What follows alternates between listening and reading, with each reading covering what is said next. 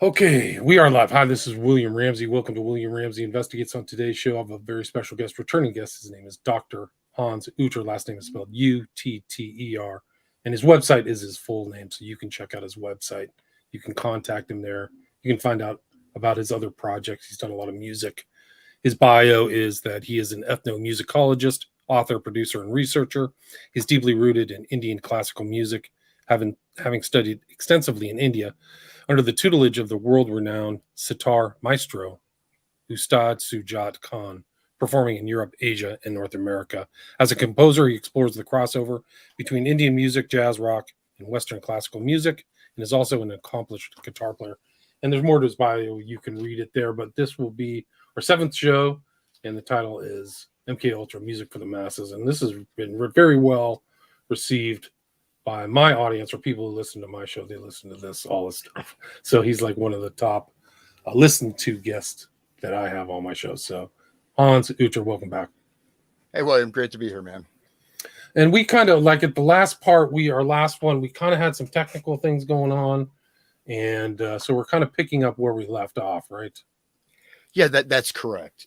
So kind of keep going here. And I know that I think a few threads got dropped along the way. And so, yeah, one thing maybe just to start out with is that, let me just exit here. I'm going to read this. This is from a Macy conference document talking about how this began actually in the 40s, right? This type of research, ONA off, through the Navy, and that Ken Babbs and Ken Kesey both met at Stanford in 58. So it's we think that the 60s, starting with like 67, Summer of Love. Of course, you have like say Philip K. Dick in his novels. There's references to psychedelics. In the sort of mid 60s, but really the mass popularization of LSD is actually, this started much earlier, right? The roots were earlier.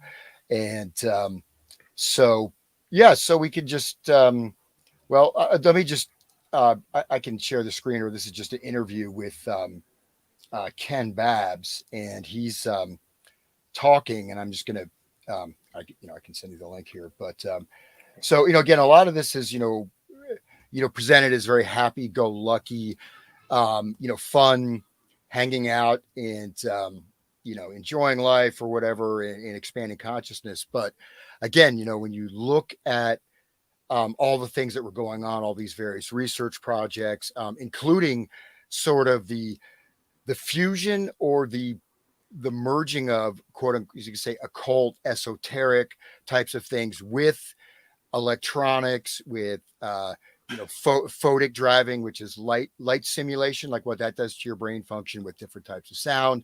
In fact, that goes all the way back to goes back to like Princeton. It goes back to like Princeton Radio Project. I mean, they had these basically they had these like theater set up where they were studying how sound, primarily these were designed to study how sound and light would affect people and affect their minds and stuff like that. And that was done in the 40s, right?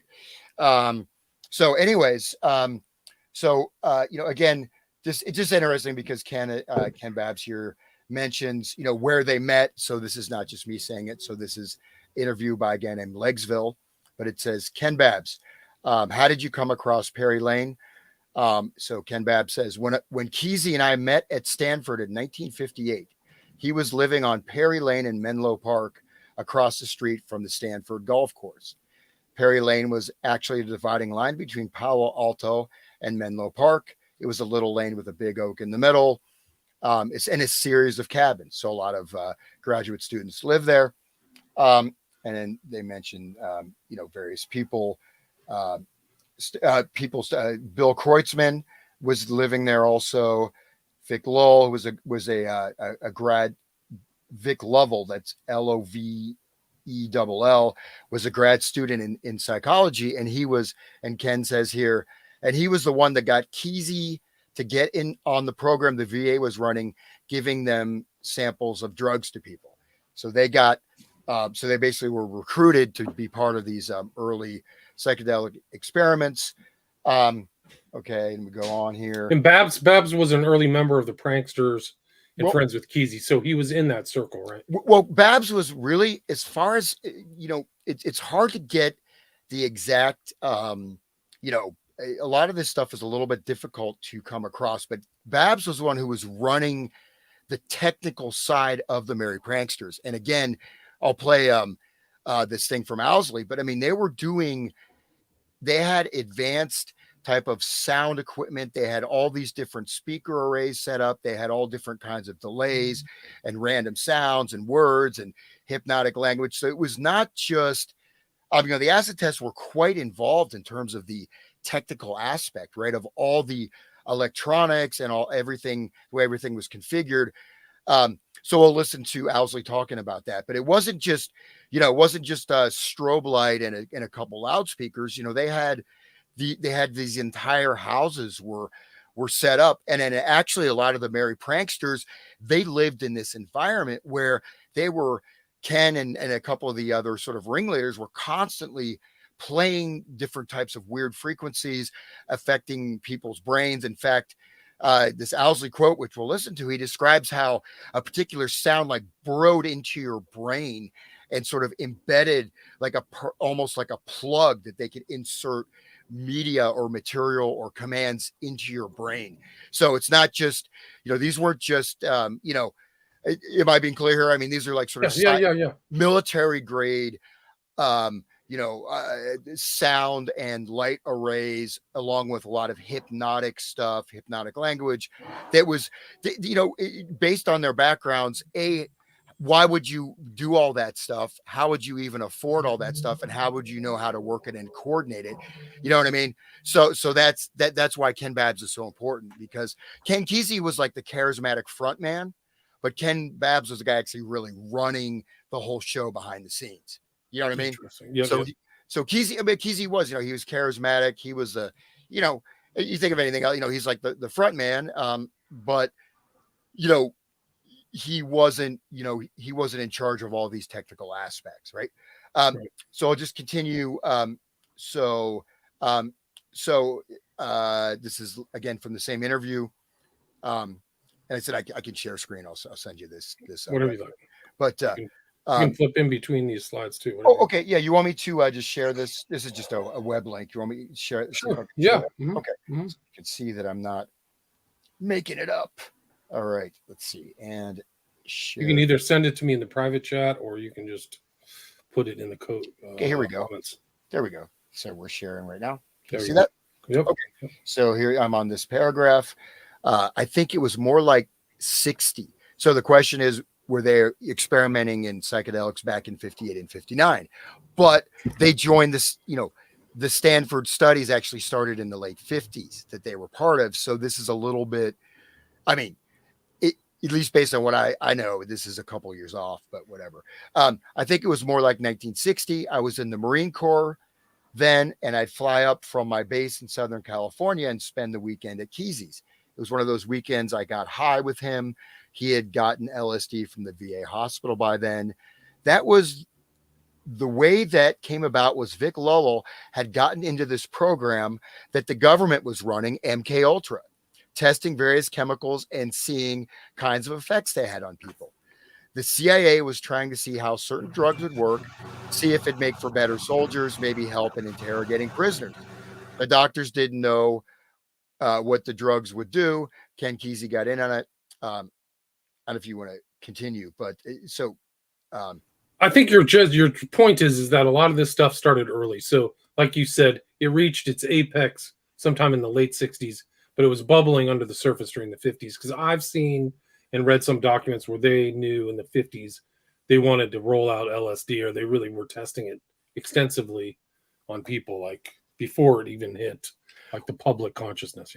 Yeah, well, I'll bring up this document a bit later, talking about 1949 doing mescaline experiments with the Navy, as I mentioned in the beginning. But what's important here is Ken Kesey. He's in the Marine Corps, and he's saying that this was an MKUltra program that they were involved in. So right there is right. Did you see that right there? Yeah. He had gotten into the program. So this Vic Lovell guy, who actually I don't know if you're familiar. I did not look him up, but I'm not sure who he is. But he's another one of these, just like Melissa Cargill that I mentioned before, who's the one that was actually making the LSD for Owsley, right? Owsley was an electronics engineer. These guys all had military backgrounds, which is important to note. But and this is before the all the other sort of military connected rock stars come up from Laurel Canyon, right? Right. But so he's saying right there that he is working. Ken Kesey got a job at the same VA hospital. So he's working at this hospital where they're running the MKUltra programs, and he's saying that directly. So there's no, that's his own words, right? And again, Ken Babbs is one of these kind of, sometimes the more obscure figures are the more important figures, right? Especially because, of course, the people running the test program. So anyways, so got a job at the same VA. He tried his key ring and opened the door. He went inside the office, looked around, and opened the middle of a drawer of the desk. Inside, he found a bottle of 500 pure Sandoz laboratory LSD tablets. Kesey pocketed them and took them home, and that's how it came on the scene. Okay. So he just managed to get into this high security government test facility, and his key ring works, and he just steals 500 hits of LSD, and then that's how it started.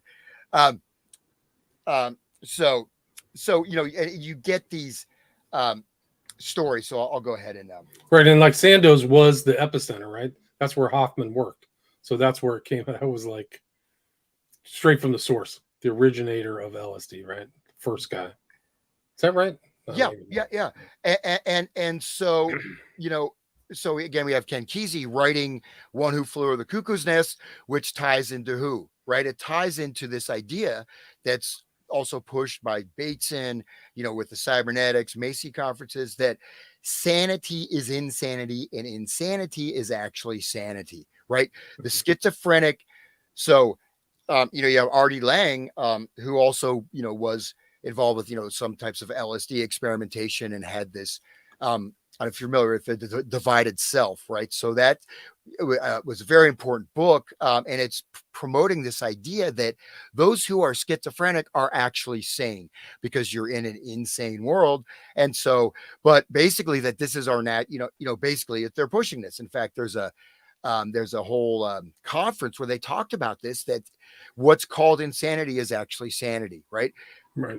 This is taking, because the name of psychedelics was originally schizophrenogens, which means that generates schizophrenia.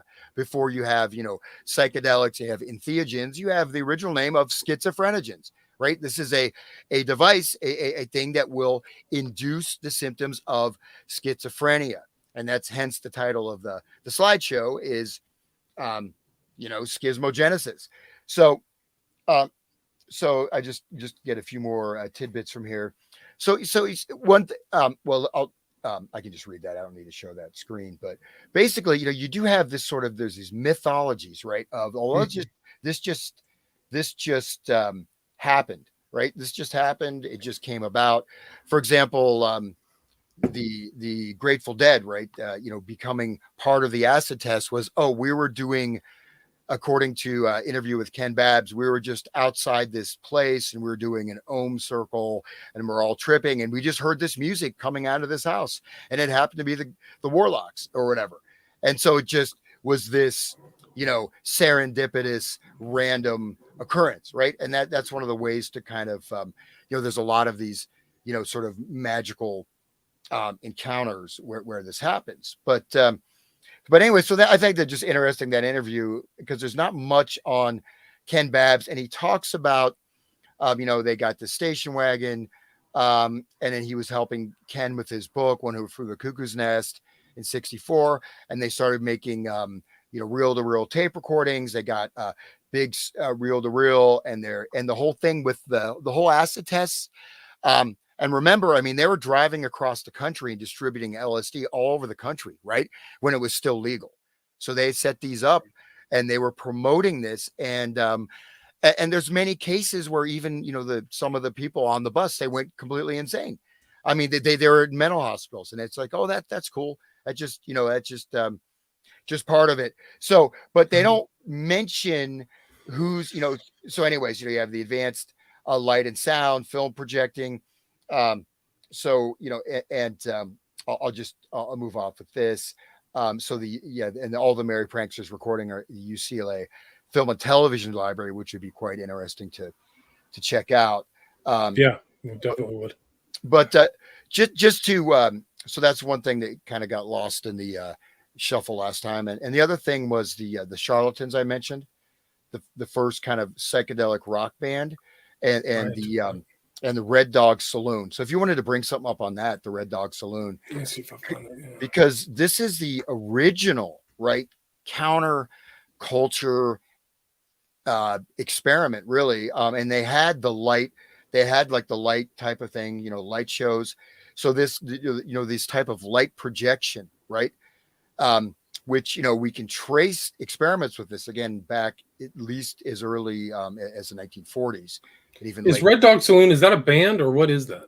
No, this is the venue. So they basically had like a live-in commune, right? And it's still there. But I bring something up, but yeah, it's still there. It's Just wants to pop up something in Juneau, Alaska. That's why.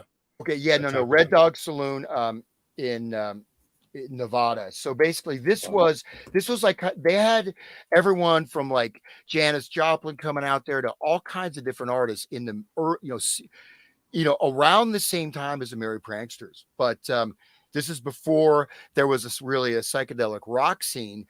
And in fact, the dress code was like there were, like 1850s, like, traditional cowboy gear. You know what I mean? They would dress, they dressed in this sort of archaic throwback, you know what I mean, from the 1820s to the 1850s. But this is where they would have artists come in as guest artists, and they would live there. And part of being a guest artist there is you have to take LSD and perform right at the saloon. Right. So there's the Charlatans right there, like you mentioned. Yeah. Yep. So this is from their website. Yeah. reddogvc.rocks. Yeah. So, but if you look at that, all these different house bands, but people were being inducted into the psychedelic world. And then a lot of times they went back to San Francisco, right? And started opening up venues, having, you know what I mean? So this was sort of the precursor.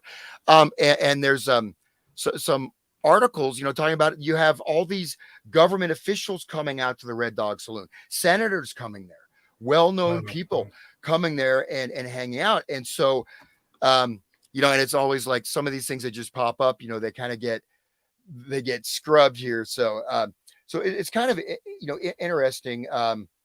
So, I'll see. So this is like that's like old West Coast stuff, Virginia City, Nevada, or whatever it is. Yeah. And again, what's interesting is that they didn't have the psychedelic dresses. Everyone was wearing period clothes, right? But they're all tripping on LSD and mescaline. And so, and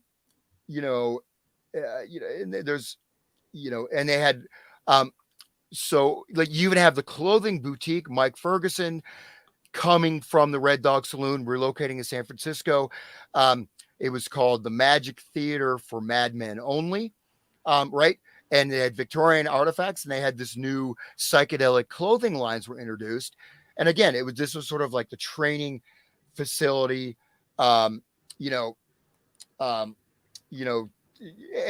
last time we played, the Charlatans. So they don't, they sound more like, just little gritty sort of garage rock, basically. So no psychedelic stuff. But, and they're shifting from, from the amphetamines to the psychedelics. And then, of course, as we talked about, in San Francisco, is that there was a huge meth scene in San Francisco in the late 60s, right? All the hippies were burned out on acid, and they started taking meth, and exactly mirroring the experiments of Manson's, parole officer, who was looking at when you take a rat population and you feed them LSD and methamphetamines, what happens, right? So we discussed that. We covered that. Yeah, that was two shows ago, I think. Yep.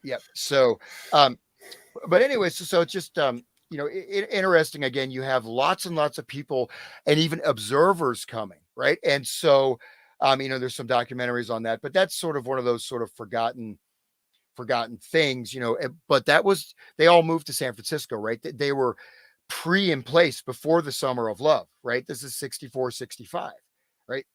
And so even again, so that you can't discount the importance of the psychedelic clothing as well, right? So that psychedelic clothing, the day glow colors, all that stuff, right? Sort of the neo primitivism, whatever, return to tribal culture. So that's very important. So if you want to chime in there, we can maybe go to Yeah, I mean, I think you're just showing that the cultural history was percolating before it kind of blew up, right? Summer of Love, what went down in Haight-Ashbury. It was still, there were like little Johnny Appleseeds kind of seeding the cultural landscape, so to speak, before it actually blew up. Yeah, but I think what's interesting, I mean, in some ways, I mean, I just chanced upon that today, actually, with the thing of Ken Babb saying, we're working for MKUltra, right? They were part of the MKUltra experiments. He's saying it directly, Right. and did Kesey, or was Kesey just said, go ahead and take it and start distributing it? Because these guys all had military backgrounds. In fact, as I mentioned, they knew themselves earlier than he's saying in the interview, because they were both Woodrow Wilson fellows, right? They're both on the same fellowship program. Right. So, and one thing is that, if someone knows about this, let me know, but just the whole thing with who was running all the tech for the Merry Prank, for the Merry Pranksters. I mean, it was advanced tech. So just on that but note, just sorry to interrupt, but also Woodrow Wilson Fellow was the guy from the Dead too, right? Oh, was it one of the singers? Oh, that I don't. Wow. Okay, that I'll have to go back and look that up. I thought that one of them was also a Woodrow Wilson guy fellowship. Yeah, that'd be quite. I'll have to go back and double check that. Yeah, quite interesting. But again, you notice that all these guys have military backgrounds, and then right there at Stanford, Palo Alto. I mean, where they're conducting all of these experiments, right? And we get into the whole psychic research stuff. I think we may have stopped with the Jolly West thing, but so let me go ahead and roll. This is, I think, pretty interesting. I think some of these didn't go through. So, and one thing I just want to mention also, though, is that I played a quote before of Owsley talking about his girlfriend. Actually, he had two girlfriends at the same time, right? But the one who actually made the LSD, and she was his guru. And one of the things she says is that trips are real, right? Whenever you're tripping, just think it's completely real. Well, that's a ticket for delusional psychosis, right? Even if you have, you know what I mean? It just in general, even if you're not on LSD. So I can, I'll just go ahead and I don't know if I played the clip about Owsley meeting the dead. Let me, can you play that? Yeah, play it. I could play it. Here we go. So I'll take this off mute and I will turn my mic down, and here we go. I found it very interesting, and interesting enough so that I went down several more times, and one of the times when I had heard about this band, which was the first time I went down there, they were calling the Warlocks, and I didn't pay that much attention to it, except they were obviously all excited about it. And the next time I went, next time I went down, someone came in and said they just picked the name Grateful Dead. I think it was Mountain Grove. Came in and said that. Said, oh, they've got a new name. They named themselves. They couldn't be the Warlocks because some band in Florida had that thing. Which band I never heard of. No, after that, I don't know if they really existed or not. But that was the story. The same thing. He said he was looking through records in the store and saw something about the Warlocks. And he went back and said, hey, you guys, we can't be the Warlocks. But he said he never found that record again. Then I found out that Lou Reed was in a band called the Warlocks before he was in the Velvet Underground. What? Isn't that wild, right? Velvet Underground. So you got your New York scene, right? Andy Warhol and all that was involved with the Velvet Underground. And so they were also called the Warlocks, right? Wow. So that's it, Okay. Anyways, let's continue. So it's possible that was the Warlocks, or could be there was, The story I heard was a band that was in Florida or something. Well, That was so they changed their name to Grateful Dead. And I didn't actually see them play until I went to the Mirror Beach Acid Test. And that's when I saw them play. Whether or not I ran into Garcia or someone else at Kesey's during those visits, I don't really recall. The only person other than Mountain Girl and Well, anyways, yeah. So they changed their name, and of course, the story is that Jerry just opened up a dictionary and saw the word Grateful Dead. However, there's been people looking through dictionaries trying to find that page he was talking about. No one's found it, right? But the just to mention this, that's very important. Is that the name Grateful Dead is also directly connected with what? Can you? That's a quiz for you. Can you tell me? Grateful Dead. I don't know. What is it? Well, Tim Leary, right? So the whole psychedelic experience was based on it. You're supposed to follow the Tibetan Book of the Dead, right? Yeah. And there's all these quotes from various people, from Robert Hunter to Jerry Garcia, whatever, talking about taking LSD and like dying multiple times, like going through all these death experiences when they tripped. But so that's, what you have here is a type of a ritual process, right? So it's a sort of the ritual processing of humanity. But this whole thing, like, okay, just a coincidence, you picked the name The Grateful Dead, and then the whole backbone of the main guru for the whole LSD world is Tim Leary, right? Right. So, and of course you have different centers or different locations for this. Okay, so the next quote I think is very, very important. So let's listen to this carefully. This is Owsley again. Okay.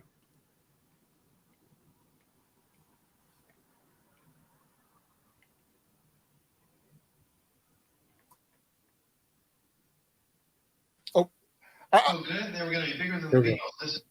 Sorry about that. I heard that. Yeah, here we go. that whole trip was so freaky that I thought they were messing with something that was probably very dangerous. Is what I thought. This is not so good. Oh, wait, not so good? Okay, so listen to that. Messing with something that was very dangerous, right? So this is Owsley admitting, and he's going to talk about some of the experimentation that was being done on the live subjects, right? And if I get to this Macy conference book, I can talk about there's a quote from one of these doctors saying that they want to use it on a mass basis, the application of LSD on a mass basis. They say a mass therapeutic basis, but basically they want to make it that almost everybody going to see their doctor is getting prescribed LSD. But okay, here we go. Owsley again. They were going to be bigger than the Beatles. This is not so. That was them. That was me standing in the room listening to them play their set. Uh-huh. I thought that, right? But then all the rest of then I went on a cosmic trip into other chambers of the universe and for the rest of that night. And then the next day or a few days later, I talked to Kesey. I says, hey, you're messing with stuff from ancient stuff, right? This is, and without any maps, this maybe you need to be careful about this. It was kind of scary. They kind of laughed at me. Well, it's sort of like the guy that gets on a roller coaster for the first time. Supposedly some guy was a Yanomami Indian or something, right? He comes out of the forest. The first thing he does, somebody puts him on a roller coaster. Right, he's never even seen civilization. Somebody puts him on a roller coaster. Right. He's gonna go back and say, "Boy, civilization." No, no. What it is that you get off that thing and say that's very dangerous. That's scary, right? Oh, I see. And yet other people go around and around again and again and again. Wait, you've been taking acid a lot. Oh, I think so. It wasn't the acid that was the scary part. It was the Grateful Dead. No, it wasn't the Grateful Dead. The linkage was the scary part. Yeah, the prankster thing. The prankster thing, right? Which was group mind, right? He's talking about, so they did a lot of this stuff in creating group consciousness or group mind, right? So they worked on all these things, and one of them was this fusion, right, of people into the sort of collective hive mind. So that's, I just wanted to just Interesting. Yeah. foreground that. Yep, continue here. We're part of it. I mean, Grateful Dead were pranksters. Right. They were musicians. They were also pranksters. It was like, the next time I saw them was at the Fillmore acid test, and I met Phil, and I walked over to him and I said, I'd like to work with you guys, because I had decided that this was the most amazing thing I'd ever run into. He says, so we have. Okay. So that's just a little bit, but just saying that, you know, that there's also this occult ritualistic aspect that he's alluding to, and he gets into it a little bit more, you know, a little bit more, you know, clearly. But so this ties in, of course, with virtual reality, and we'll get in towards the end, you know, with the 6G and everything like that, right? So this is sort of the beginning of the work along these things. The foundation, right? Yeah. So now this, so one thing that's, of course, we don't have time, or you know, where it's not outside the purview of this topic, but to get into how this whole process is it goes all the way back, not with, you know, psychedelics, but it goes back, you know, at least to the Renaissance, if not before. And this idea of alchemy, but then of course the, you know, lead into gold is being sort of a, you know, as a symbolic reference point, you know, to the modification, even both of the alchemist himself, but also using the alchemy on the society at large, right? To transform society and culture, to transform humanity. You know, like the great work, right? This is the great work of the occultists, right? And it's, you know, so this is now we'll go to Owsley talking about alchemy. Here we go.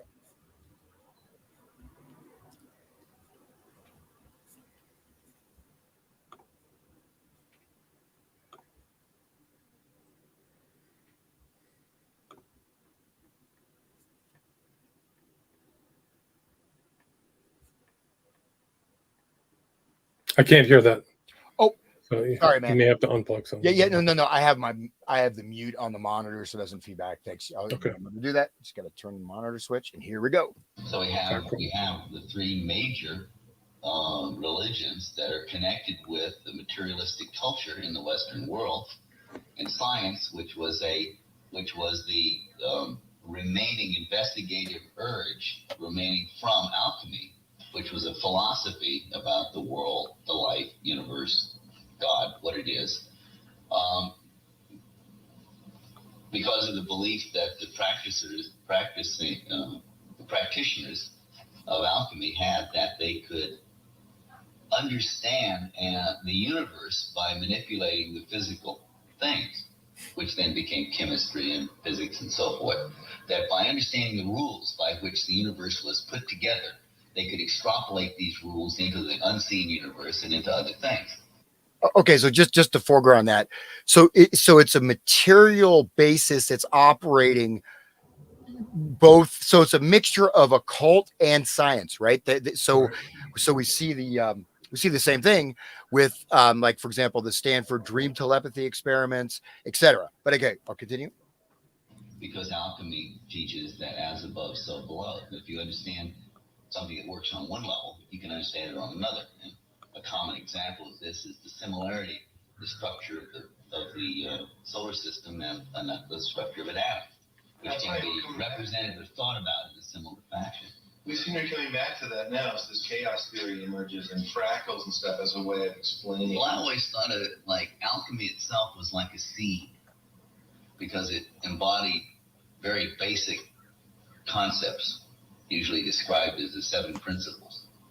And that from that seed, when it was planted, grew basically grew several, but basically 2 trees, 2 plants.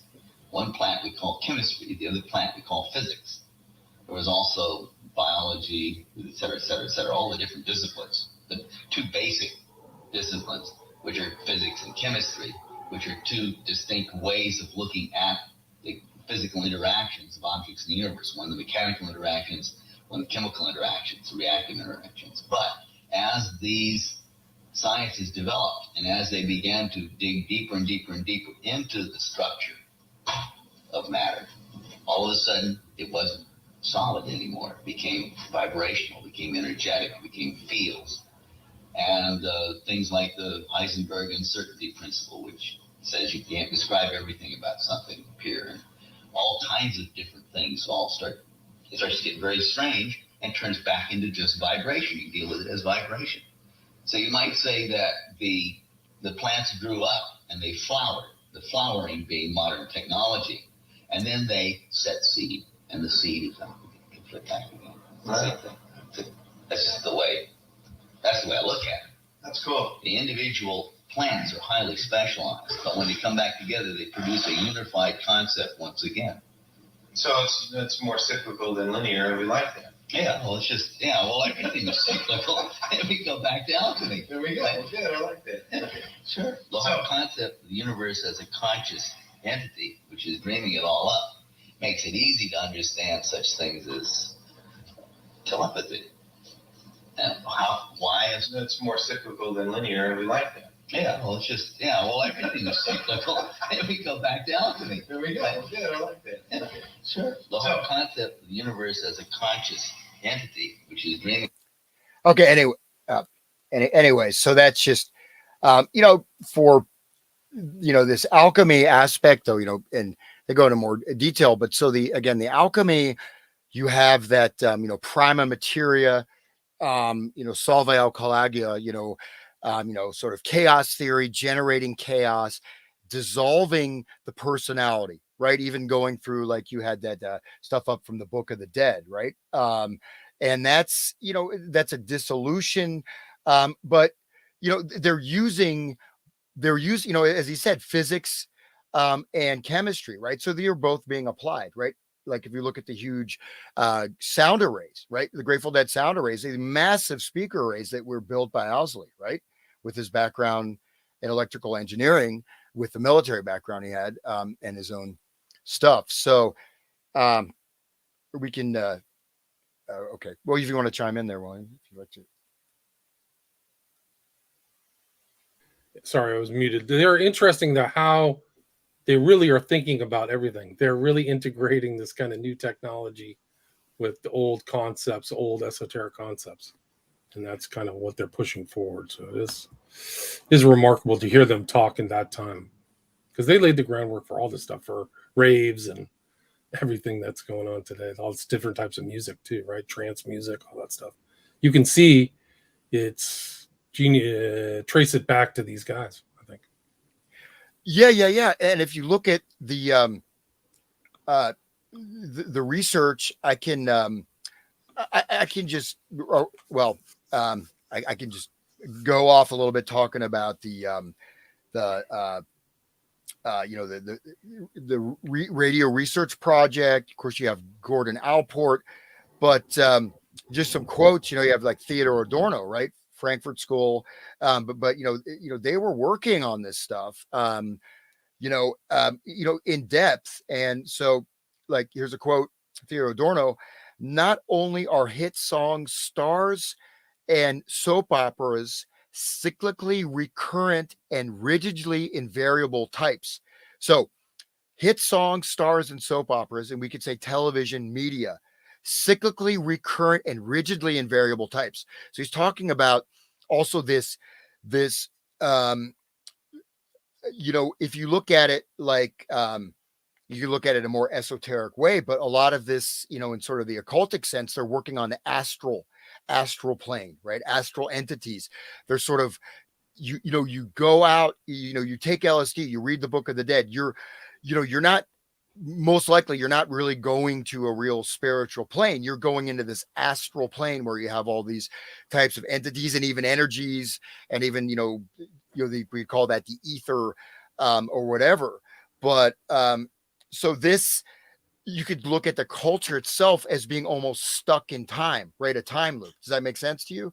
Like, we have all these things just keep repeating, right? All the shows, we keep back cycling to different eras now. You know what I mean? It's like everything is going back. And look how the 60s, I mean,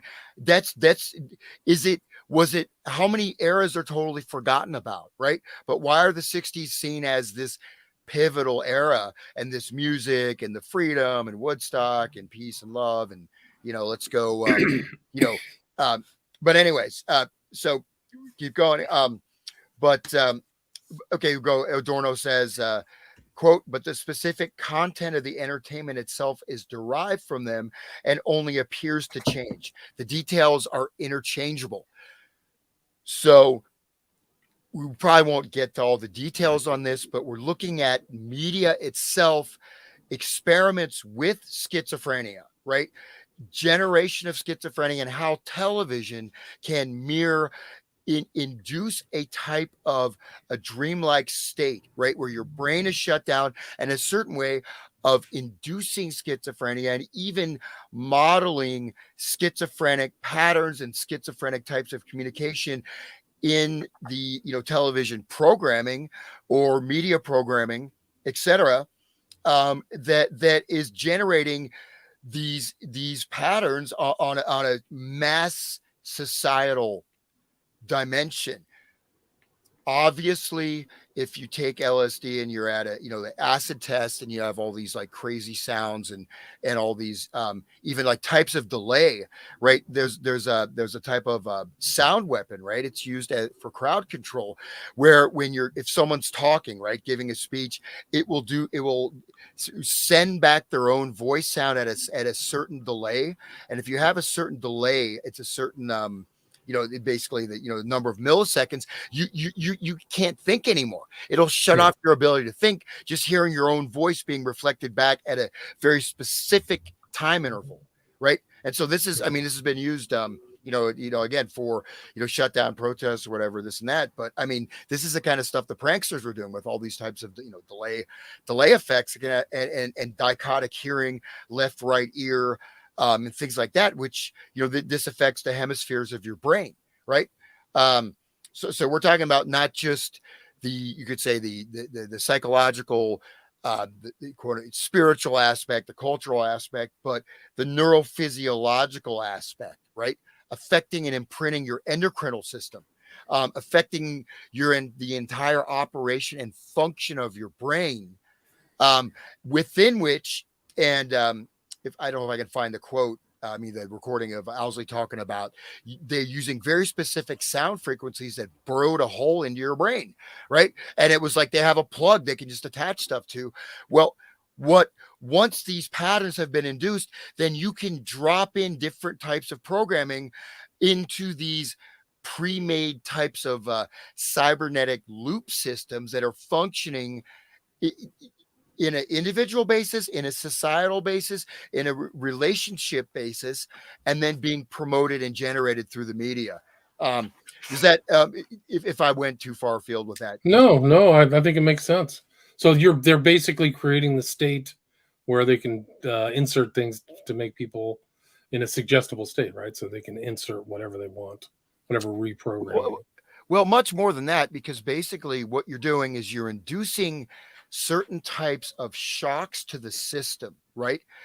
You're inducing certain types of things that are going to cause types of dissociative states, like kind of types of trauma, right? You can look at 9/11, that's a collective trauma. You look at COVID, that's a collective trauma, right? So these create, and even, through media. I mean, we could look at that, the quote unquote kids movie, which was the, what was it? Oh crap, I forgot the name of it. It was not Alice in Wonderland, Wizard of Oz, the new Wizard of Oz movie, which was made, I think, with 80s or 90s. There's a lot of crazy stuff in that, right? And if a kid sees that movie, those images, that stuff is traumatic. I mean, and stuff is going to be embedded or programmed, right? Violence on television, right? The film Videodrome, the Cronenberg film, you know that? Yes, I do. I do very well. Yeah. Well, Videodrome, right? The premise of that movie is what? sex and violence, right? Modifying the brain, right? So it's not so much the content itself, but it's what that content does to the brain itself, right? And then once these and even, I can go through all the research, which is quite extensive, but what we go back to Plato's Republic, right? And Plato's talking about how certain types of music, um, if so, going back to ancient Greeks, it's not like this is new. This effect, certain types of music, if even entertainment, if children are exposed to it or teenagers are exposed to it, it will totally imbalance their emotional systems. It'll imbalance their minds. Actually it balances the glandular system, right? So the glandular system, your adrenals and pituitary, thyroid, parathyroid, and all this stuff, that creates the music actually can affect that and developmentally affect that. So basically there's you introduce like a system error, right? You introduce almost like a split consciousness, and then you can insert all these types of embedded programs, but unless you go to that base level, of the nervous system or whatever, you'll never get to it. You can talk about it day in, day out. You can do whatever. You know what I mean? It's on a level that, your conscious mind and intellect cannot access that. It's inscribed in the body. It's inscribed in behavioral patterns. And that's what's kind of going on with a lot of these types of things. And of course, it's cumulative, right? So you have all these types of stimulation. I mean, look at quick cuts, look at flashing strobe lights in certain movies and television. Even the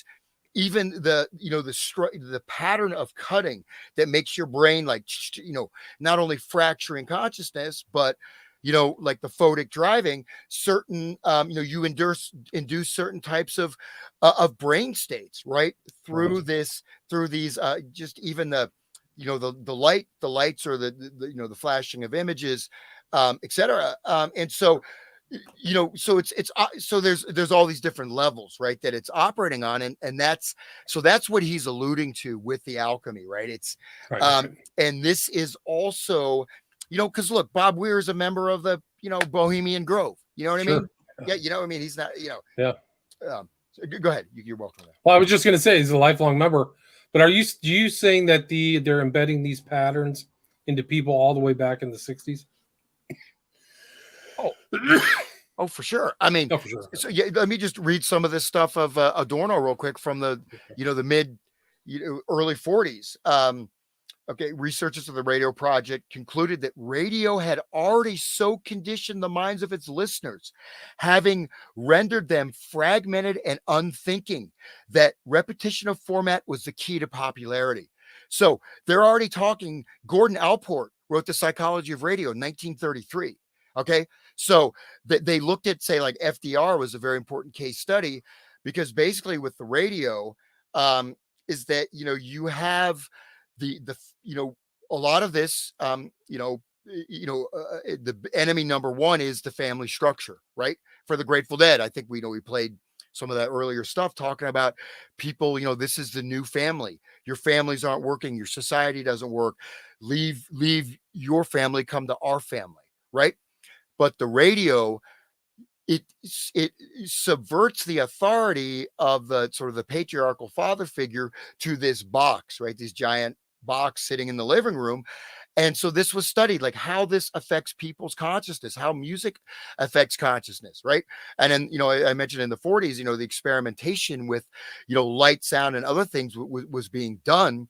And we had that, I think last week we came up with that amazing thing of directly linking Tavistock, the son of the founder of the Tavistock Institute, to one of the sort of behind the scenes important figures within this whole psychedelic movement. This is from Macy Conference book. I'll go ahead and I'll share the screen. Hopefully this will work. And so you can see this is talking about 1949, introducing this stuff here. All right, man. I lost my sense of humor, man. I don't joke anymore. I'm extremely serious, man. Where's the is the Macy? Is it a website or are you going to bring up a document? No. This is a book. Well, So this is so wait, window. So I just do entire screen. yeah, you can just go present. Yeah, and I'm just going to share, and then I'm going to bring up my. Oh, that's not it. That's the infinite. Okay, how's that? Is that going? Let's try that. That looks better. Okay, do you see in that picture the slides? Yeah. Uh-huh. Okay, so this is from the use of LSD in for psychotherapy. I think it was 1964. Macy conference book. And I mean, is your artist familiar with the Macy conferences, or you want to say? I think so. I think if they went back and listened to the earlier shows, we talk about the Macy conferences. They were like, I don't know, like salons or intellectual salons of forward futurist thinkers, right? Yeah. Okay. So and what's really, really interesting about the Macy conferences, I mean, the whole cybernetic, the whole cyberspace, right? Which is also connected with the counterculture, and you have Esalen Institute and all that stuff. This is all, related to Bateson, even going back to Margaret Mead, who was a central member of the Macy conferences. Their first conference was cerebral inhibition, which good luck trying to find that book, right? Or that the conference meeting records. But cerebral inhibition is hypnosis, but cerebral inhibition is what we are really looking at, right? Cerebral inhibition, in fact, inducing a hypnotic trance state for populations in its entire populations, and that people think of hypnosis, right? You'll I don't know, whatever, you'll lie in a bed of nails, or you'll people have seen all the hypnosis acts, where people do these make members of the audience do these crazy things. But there's a cerebral inhibition, is we go back to John Luria, right? Go back to Luria with that "I'm a little puppet" thing we talked, and many other of these, these records that were tied in with the communist, tied in with Pavlovian research on generating schizophrenia using metronomic beats, asynchronous metronomic beats, using you're simulating the parasympathetic, sympathetic nervous system at the same time. You're having your arousal, which means your towards and your away response fired up at the same time. This creates like a shutdown of almost the brain and the nervous system, which can be taken by the participant as a state of ecstasy, or a state of like, wow, this feels great, I'm so relaxed, because you just overloaded your whole nervous system. But any trauma or any patterns that occur within that get pushed very, very deeply below the threshold of consciousness. But anyway, so this is Denver. Unfortunately, I don't have his first name, but so in this meeting devoted to LSD, I probably shouldn't mention the drug in which I am primarily interested, which is mescaline. So in 1952, Dr. Sidney Merlis, director of psychiatric research at Central Islip State Hospital, and I, who were both very much interested in electroencephalography, decided to study the effects of mescaline on the human EEG. So that's basically where you're monitoring brainwave signals, right, and seeing what it's doing to the brain. After about 2 years, we had exhausted the possibility of surface EEG studies, and depth EEG work was out of our range. Therefore, we shifted to the clinical aspect. At the time, I was affiliated with the Analytical Institute. I skimmed through Merlis, and I found that the combination of mescaline and chlorapomazine had therapeutic action, a finding still disputed. So we just skip through here, chemistry of the drug. And one thing just about the Macy conference stuff, it's a lot of what some of their books and their meeting minutes, right? They're very hard to understand, or there's a lot of encoded language. So even, the books you'll buy, you have to sort of read between the lines, right? So there's a video out there of the Macy conference. They're very much connected with occult things too, even though, cybernetics, Norbert Wiener connected with guided missile control systems, but command and control structures of human beings, right? That's fundamentally what the cybernetics was linked to, which is linked to obviously our current cybernetic technotronic control matrix that we live in. But I'll just go down here a little further. So this is Savage. So in 1949, under Navy auspices, I was looking for improved methods of inducing psychocatharsis and facilitating psychotherapy, as I had found that sodium amytal and pentothal disappointing.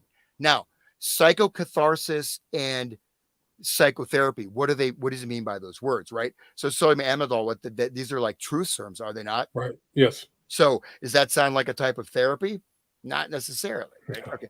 I ran through the gamut of alkaloids from mescaline and cannabis through harmine, harmaline, scopolamine, and cocaine. Scopolamine, right? Isn't that not that the drug that you blow Yes. up on somebody? The devil's bell or whatever they call it. Yeah. Yeah. They'll forget everything. Yeah. So again, we're mentioning you kind of have to read between the lines slightly in these Macy conference text, is that he's talking about studying psychocatharsis and facilitating psychotherapy. Does it sound like any of these drugs, are going to help with the, what those two words would mean on the surface? I don't think so. Right. No way. So we're talking about breakdown and control. I've never even heard of hamamine and Homarline. I'm not sure what those are, but you look them up. So we'll keep going. So I was primarily interested in mescaline, but was dismayed by the intense nausea it produced both in me and my other patients. When I learned from Dr. Berenger that LSD produced Einsuserrasch. German? Not that word. Okay. Maybe so. I probably looked that up, but it probably means like a better trip than mescaline. I don't know. I began to use it. I have been working with it on and off ever since. Concurrently, I was attempting to integrate psychopharmacological and psychoanalytic data, and particularly to understand the meaning of the LSD experience, the similarity of the processes in the LSD state, and schizophrenia impressed me more and more. Okay, so in the same conference, they're talking about mass administration of LSD for therapy, right? I may or may not get to those pages. Do you see what he's saying right there, right? Schizophrenia, the schizophrenic state. But he's saying, now he's saying a treatment for antagonists, LSD antagonists, which might be useful in the treatment of schizophrenia. So that is things that block LSD being used to treat schizophrenia. That doesn't sound yet, but they're pushing. This is all. This whole conference is LSD and therapeutic clinical uses. What's interesting is that there's books, which I've never been able to locate, of the Macy conferences done in the late 50s, early 60s, before all these conferences on the therapeutic benefits or use in psychoanalysis, talking about psychedelics, drugs, and inducing states of insanity. How to use psychedelic drugs to induce insanity. How insanity is induced. It's primarily schizophrenia, right? So, anyways, so these people are all connected, of course, with what Kesey and Babs and Robert Hunter, who also was at Stanford. In fact, the whole Warlocks was at Stanford. And I believe also that the guy from who set up the Red Dog Saloon was also at Palo Alto. So is that right? Yep. Or at least there. So just continue here with this. So I talked about schizophrenia. Dr. Evans and I worked with monkeys for a while in order to find out how LSD affected their visual learning behavior. In small doses, it did not affect them. In large doses, it tranquilized them. I might say it stupefied them. Then I went back to work with humans. Though Dr. Everts continued to work with monkeys and discovered, as you know, a specific blocking effect of LSD on the lateral geniculate body. Okay, so that's a part of the brain, and I'll just let me jump to here, and I'll try to zoom this in. So what I was talking about, this sort of induction.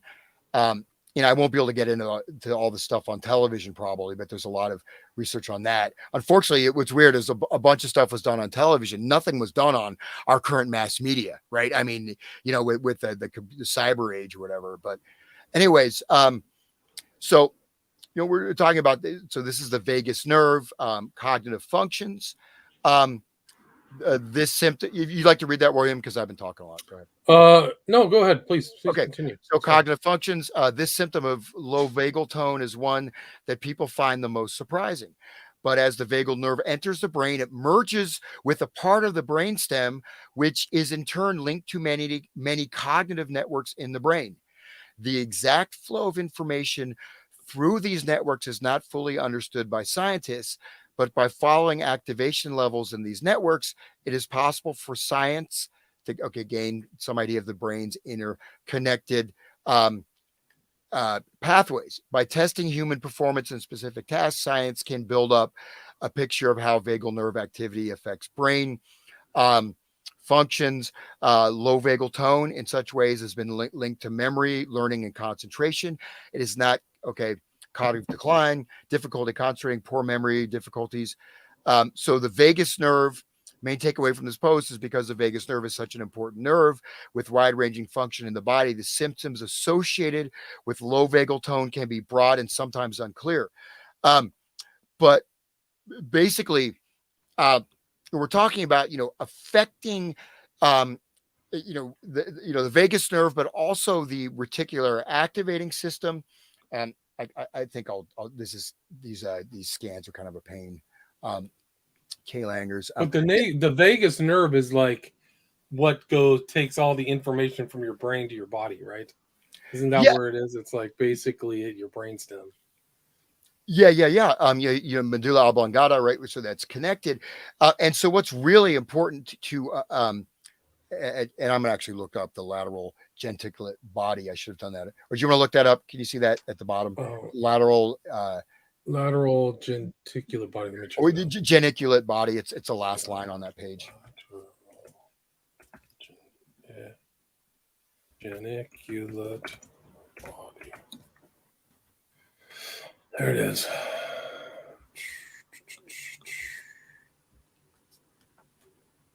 Structure of the thalamus and a key component of the mammalian visual pathway. Yeah.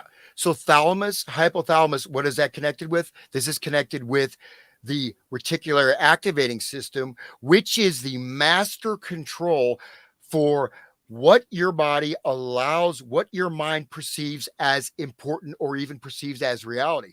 So the reticular activating system connects, with, basically it's the whole brain, but it's how your perceptions are basically edited by the brain itself. It's what, if your reticular activating system will not allow you to perceive certain things. They'll be blocked out of your awareness, right? Even though you're experiencing them, you will not notice them, or they will, they'll be unimportant. So it's a reality filtering mechanism.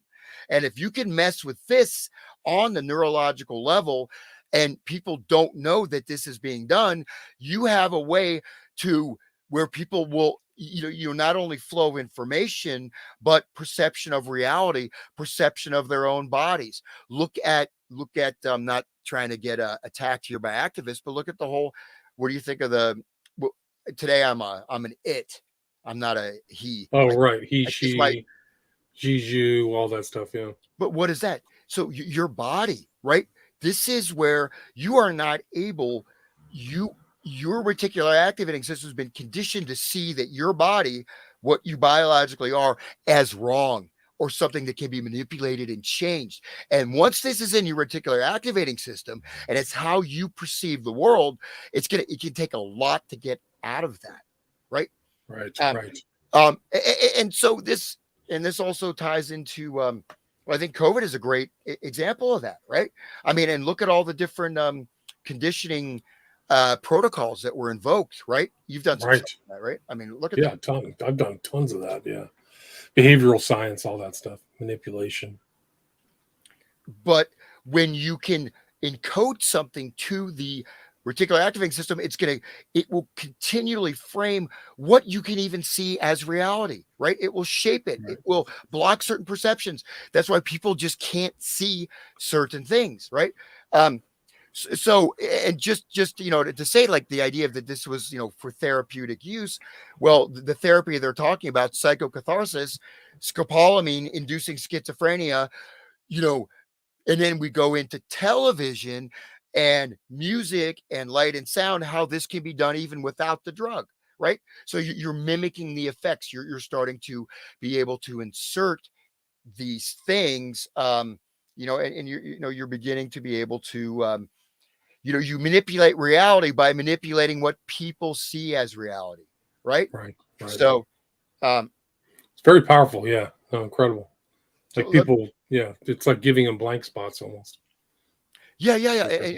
Just to stress this is that when this stuff is encoded, you know, yes, there'll be, say, like a state, people will have, I mean, these things that are suppressed, right?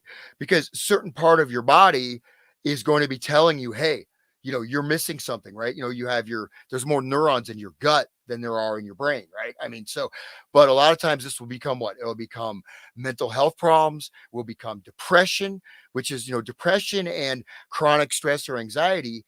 These are both blocking mechanisms for emotion, right? So what it's doing is your body is shutting down. Addiction is a great addictive behaviors, because you want to block out this discomfort, right? You have this existential sense something is wrong, but it's in a precognitive state. You can't, you know what I mean? And you don't even want to go into that. Right. And especially when this is blocked from your perception by embedded traumatic codes that are coming through the media, coming through, you can look at, you ever done anything on like SRA, anything like that? Oh yeah, a lot. Yeah, a little bit. Yeah, Okay. I've replayed some stuff on satanic ritual abuse.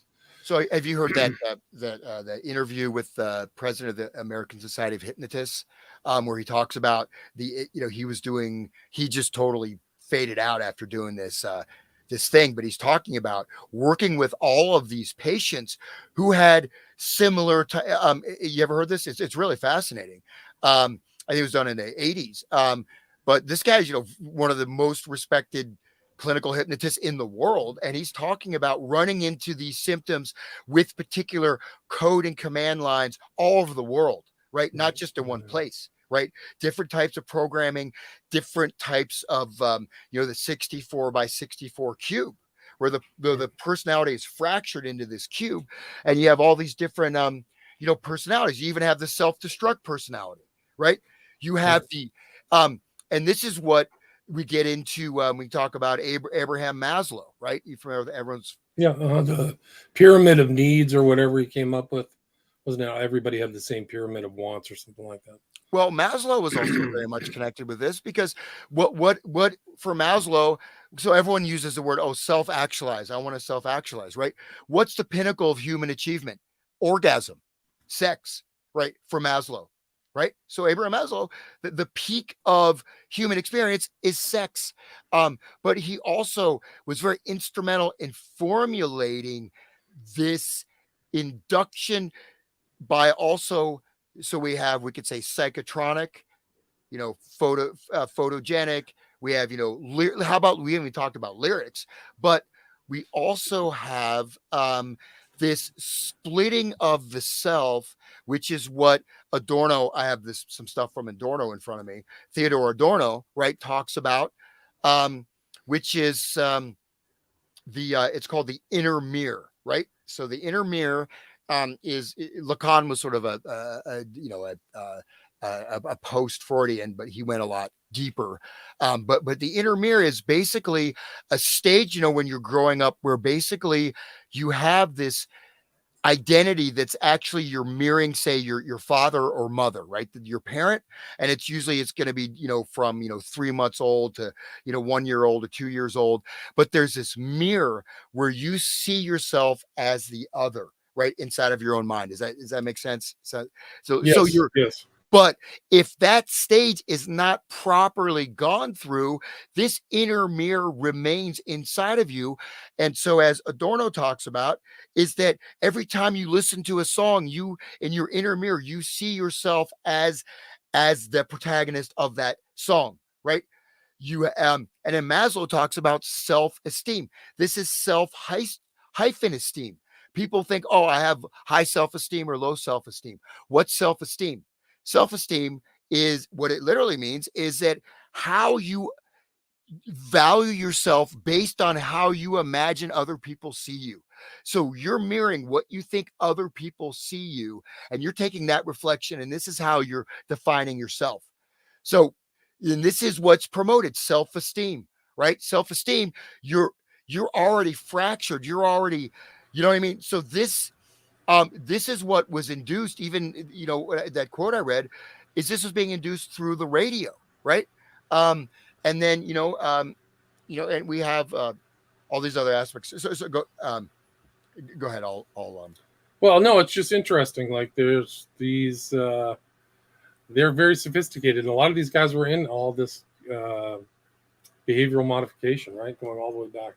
Psychologists were involved in it all. Yeah. So we just mentioned that this is Hirsch. According to Hirsch, so he was at this is a report by Paul Hirsch for the Mexican.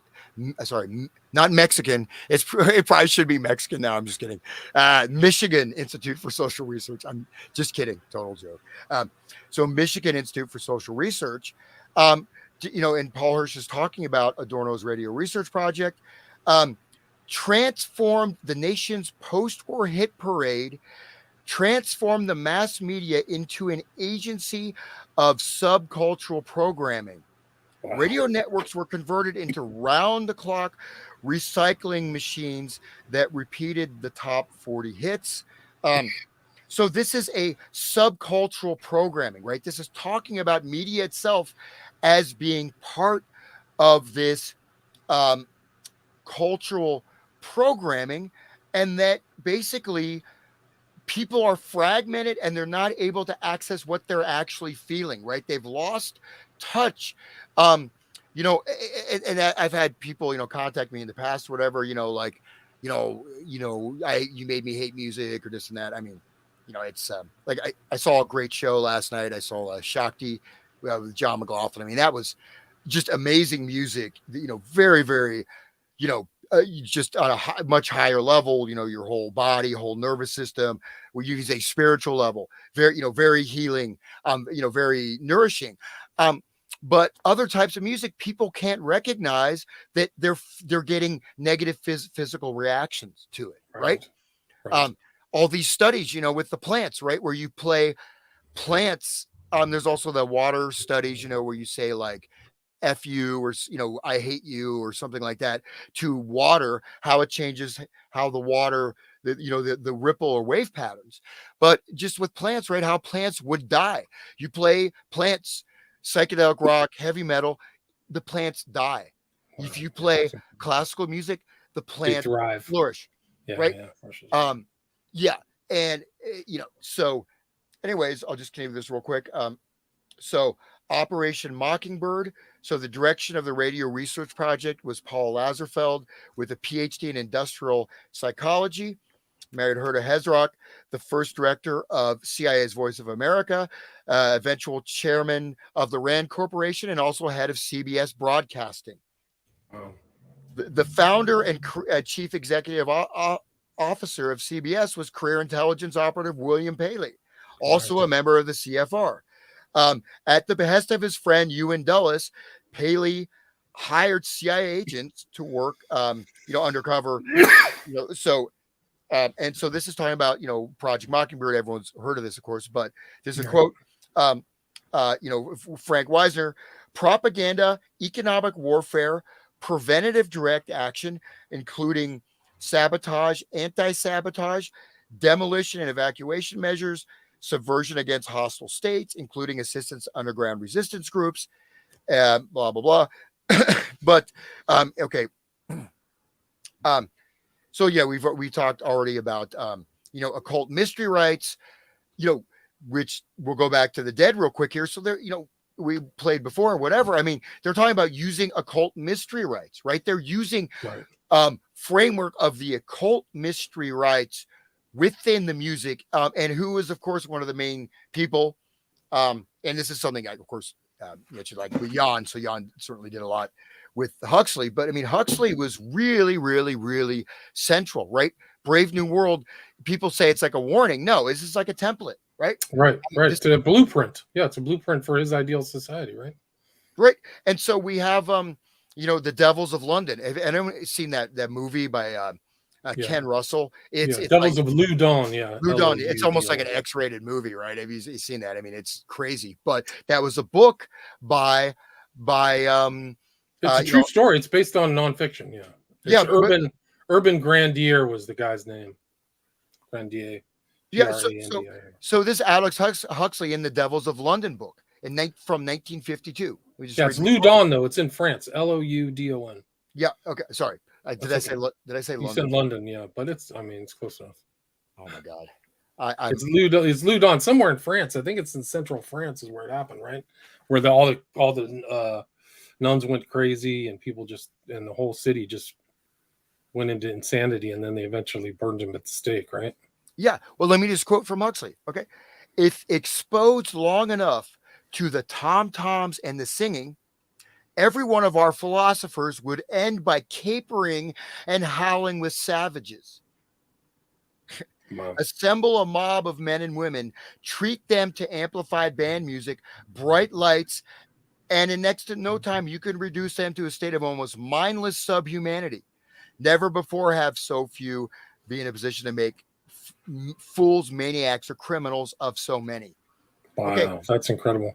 Yeah, yep. And then we go into this. So let me I'll continue. Just Adorno quote, in an imaginary, and so this is very, very important, right? In an imaginary but psychologically emotion-laden domain, the person who remembers a hit song will turn into the song's ideal subject. Okay. And so you can even look, I think I did something on the Wake the Dead show. I think we just did like one or two Grateful Dead songs, with these, the lyricists, with all these embedded command lines. You find the same thing in a lot of these songs where they're not only telling what they're doing, you're identifying with the subject of the song that's being addressed, and they're telling you what they're doing to your mind, how they're going to make you destroy yourself, how they're going to make you do this or that, right? And we went into the most, the whole punk rock, that very sort of unpleasant little detour, right, into Mr. Punk Rock, right? So that's right. This is the same process, right? God, his name just slipped my mind. Who? Sean McCann? McCann? No. The Jesus guy, the punk rock guy. We did, he was on the TV show. He'd roll around in his own. G.G. Allen. G.G. Allen. I haven't. G.G. Allen. So, but that is that not? He was like in his own. He was extreme punk or extreme something. He wasn't in even the vein of like the Sex Pistols or something. But see, this is the continuation of this same process, right? And part of it is that you don't know, you've lost certain types of signaling, right? We could say subconscious, but actually from your body, your quote intuition, from your own nervous system, right? So there's a mental structure that's basically trying to hold the dam together, right? So you can function, or you don't have to face these traumatic things, but you're constantly being re-traumatized. And and there's, of course, it's not just one layer, right? I said there's many, many layers. So again, going back to Adorno, the listener who remembers a hit song will turn into that song's ideal subject, into the person that song ideally speaks. Right. At the same time as one of the many who identify with that fictitious subject, that musical eye he will feel his isolation as he feels himself integrated into the community of fans. Okay. So that's an important thing to break down. Right. Okay. So they're atomized and integrated at the same time. So they listen to the song by themselves, but they're in the same process with everybody else who's listening to that song, and they identify with the protagonist, whoever it is, whoever's Hey Jude or whatever. I don't know. Right? Yeah. So, and also though, that, so in a sense, the community, right? So we're also looking at, so, I may not find that quote. It's in here somewhere, I believe, but you're talking about, all the experimentation, the merry pranksters, literally building a group mind, you know what I mean? Like working, rigorously to develop this group collective psyche, which, it can have LSD experience. You could step into a collective mind. This is the type of, application now at an extreme level. But when you go into that group mind, you're actually isolated from yourself, right?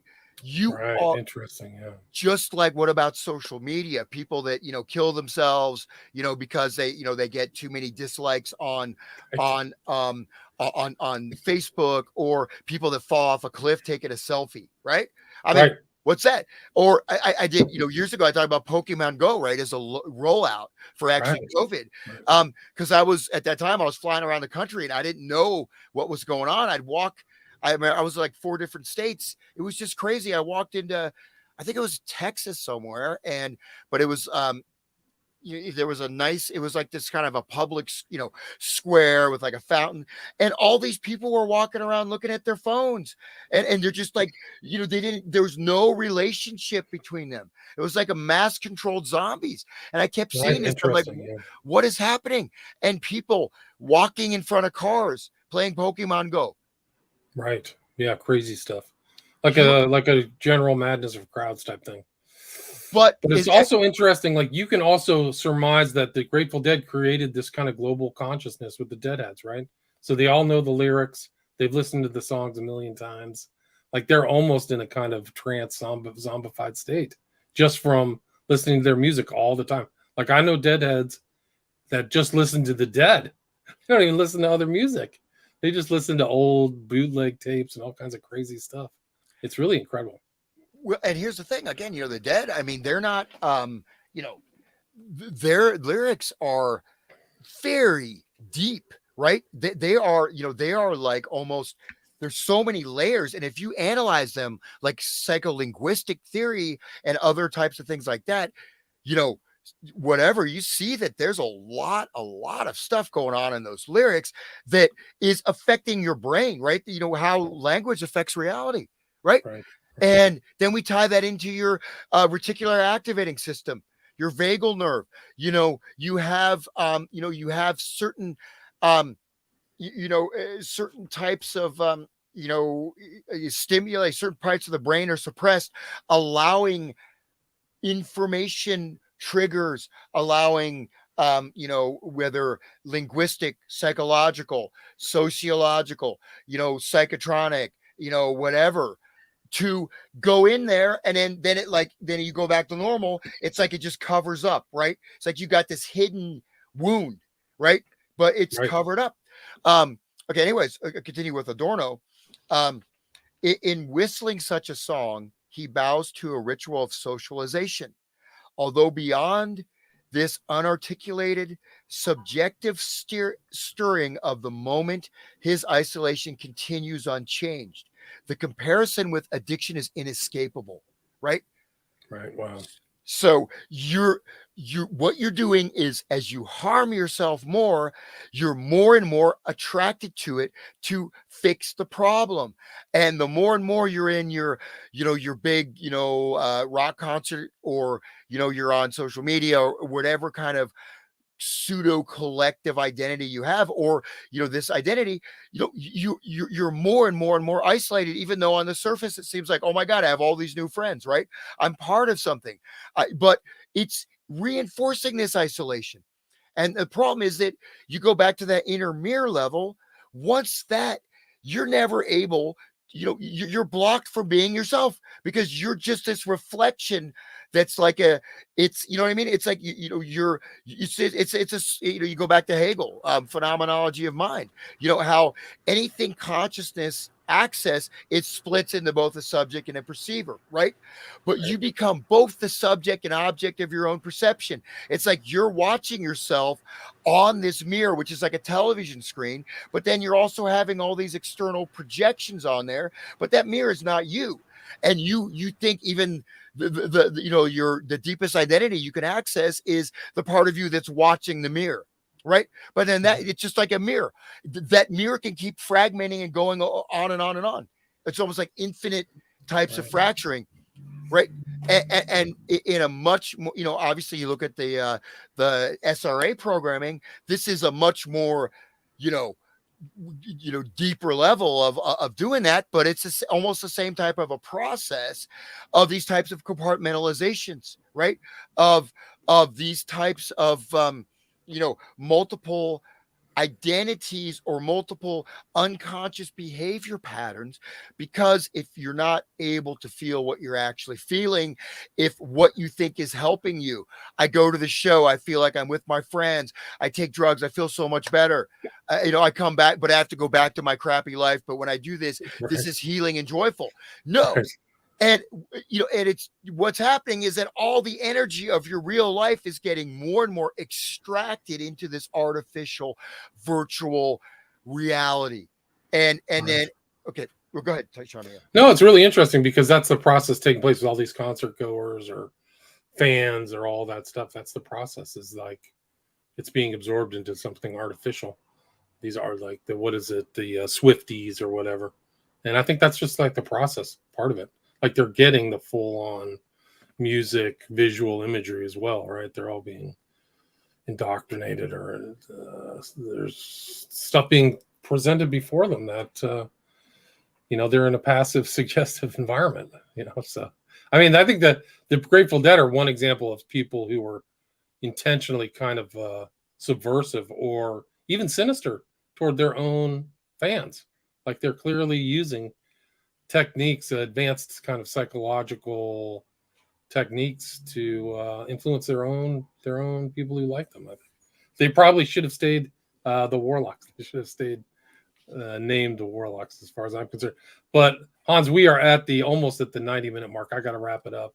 Okay, we'll have to do another show. We'll have to do another 8. I know that we've barely. Oh my God! Yeah. Well, can I just play this? Yeah. Wrap it up. I'll just play a couple more Owsley talking here. But like there's this this is from the church committees. This is Sidney Gottlieb. Did any of these projects involve something called radio hypnotic intercerebral control, which is a combination, as I understand it, in layman terms, of radio transmission and hypnosis, which is right. Stanford Research Institute. You got Jolly West, Sidney Gottlieb. My answer is no. You could hypnotize someone with the radio beam. So again, we're looking at all these aspects. Again, we'll just finish up with Owsley talking. It is interesting you mentioned church, because that's where he went to law school. So maybe he knew a little bit more about that background information before the church commission or committee even got started. Sorry, please continue.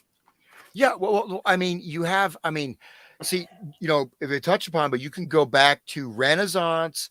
I mean, whatever, they had these like sort of early operas, but they were like literally like alchemical workings. They transform a whole palace, the outside of the grounds, people wearing different colors, all these weird things going on, weird types of music. These were like these examples of, you're doing the ritual as a way to change reality, but you're also changing the consciousness of those who participate in it, such as Aleister Crowley, foregrounded entertainment as a vehicle. So we'll just finish up with Owsley here. Here we go. Please do. Makes it easy to understand such things as telepathy.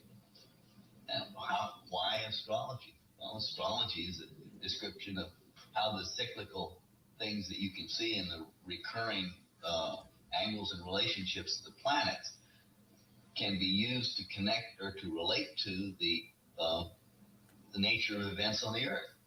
And after hundreds of thousands of years of watching it, people evolve and say, oh yeah, well, when this happens, well, things are likely to do this. And over a long period of time, a lot of observation, we have come up with this thing. But you can't scientifically measure it. There's no direct connection. The only connection is that everything's being thought up in the mind of the being that's thinking everything up at the same time, according to the rules being what we describe as the laws of nature. Another thing. And we know some of them, we don't know all of them. Were you thinking Mostly about they're this simple. stuff when you started taking acid? Were you already thinking about this stuff when? It's hard for me to say, because I'm not a meticulously scientific kind of a guy who kept journals or anything else about the way in which I thought about stuff. And so as my viewpoint and my philosophy evolves, it replaces the philosophy that was there. And in some cases, I can remember what I thought before. But mostly I found out that I can hold an idea, a concept, and then I'll suddenly discover that it's wrong, that it's fallacious, or that I'm mistaken, associated with DNA. Yeah, Which I is think so. millions. So they're talking about manipulating DNA through sound, all this other stuff. So this is just, again, Owsley, real quick. Associated with DNA, Yeah, which I is think so. billions of atoms sometimes, an enormous number of atoms, all of which arranged in a very precise way would order the motion of electrons in a very, very precise and specific and special Which way. would have frequency and resonances and stuff that we. I don't know, because you see, I'm not a scientist. No, but if you take it as this above, so below, then we Yeah, can yeah, assume yeah. that there would be ripples and harmonics of that all the way up into perceivable realms. Right? Probably, yeah. Did you Well, like the music? certainly, some kinds of telepathy actually involved. Last quote, and I'll wrap up. That scared me. How so? Oh, it just seemed frightening. They seem to have all of that seemed to have a connection to a very scary and possibly dangerous aspect of reality. To Let's me, skip it was some type of a plug or something in your head, and we get into some things. So this is why I wanted to play here. This is, I think it's pretty interesting. So I'll just close with this. So Okay, check this out. Yep. I remember pushing the chair. I remember all kinds of different things. Everything was making noise. It was a very noisy place Sorry, let me go back earlier. Okay, to me. Somebody told me that you pushed a chair around that building. Yeah, I was It pushing made the a chair. lot of noise. Made some noise. Everything was making noise. It was a very noisy place. Well, it seemed like it. Yeah. Tell me more. I I'd don't like to know. hear your side of that story. I don't know. I remember pushing the chair around, and I remember all kinds of different things. I remember all kinds of noises and sounds and things. The pranksters would make these noises, and the noises would seem to get inside your nervous system, and as if there was some type of a plug or something in your head, and would get in there and scrape away some kind of a cap. So it would make the connection available to be plugged into something, a psychic cable. For the insulation. Yeah, you might say, right? Alligator clip. Like a hymen, perhaps. Meant for the hymen. And then the connection would be made, and all the people would be linked up and start sharing thoughts and images and ideas. And it was like not just thoughts, but little thoughts and concepts, but you saw like a patchwork of images, and you felt a patchwork of body sensations and everything else. It was very definitely a gestalt, multiple mind kind of phenomenon. Polymorphous synesthesia. Could be, yeah, that might be a good term. That would certainly describe it. Do you think, well, obviously other people felt this too. But that was the first time anything like that had actually happened to me. It was very weird and scary. Was that what those guys were working on, do you think? I mean, do you think Nobody would talk about it. They just did it? Did it. You didn't talk about it. You just did it. Whatever you had done, whatever was going on in that scene for a year or two before I ran into it, they'd slowly but surely built this up. And whether it was instinctive or what, it may be very well be instinctive. Maybe that the psychedelics, all of the psychedelic plants, seem to have a very ancient and direct relationship with man. as I was attempting to get into that,